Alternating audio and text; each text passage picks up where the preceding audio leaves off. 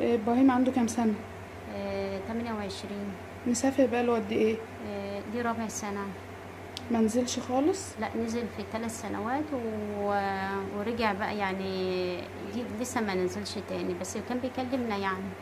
يعني بقاله 3 سنين نزل مرة واحدة قصدك؟ اه. اه. طب هو متجوز ولا؟ لا، لسه. كان بيشتغل ايه هناك؟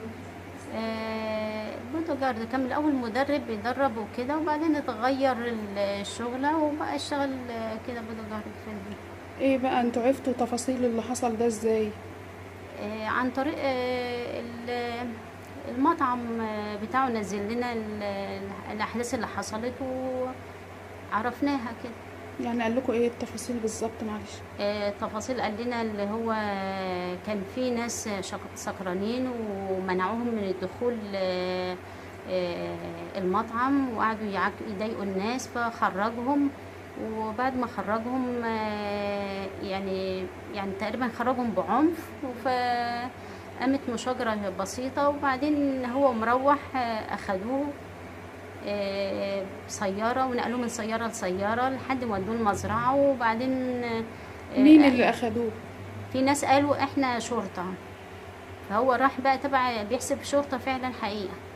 فلما اخدوه نزل عليهم بيقولوا اكتر من 25 واحد ضرب فيه وتكسير، ومغميين له عينيه ورموه بعد كده في الصحراء، ولقى واحد بدو في الصحراء ونقله على المستشفى. حضرتك ما تعرفيش اي حاجه عن الناس دي؟ لا، ما تعرفيش اي انا اسماء ما ليهم؟ اعرفش. طب لا، انت كلمتي ابراهيم بعد الحادثه؟ على طول لا، طبعا ما لا يعني كلمته. دلوقتي لما مين اللي سالت بلغك بالحادثة غير احنا المطعم؟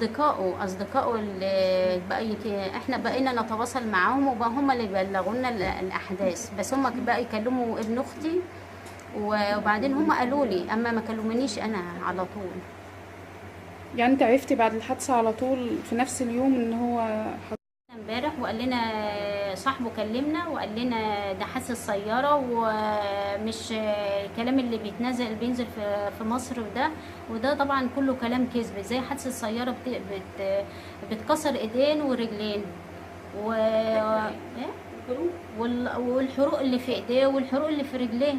ايديه محروقة ورجليه محروقة. يعني صاحبه اللي قال لكم ان هي حادثة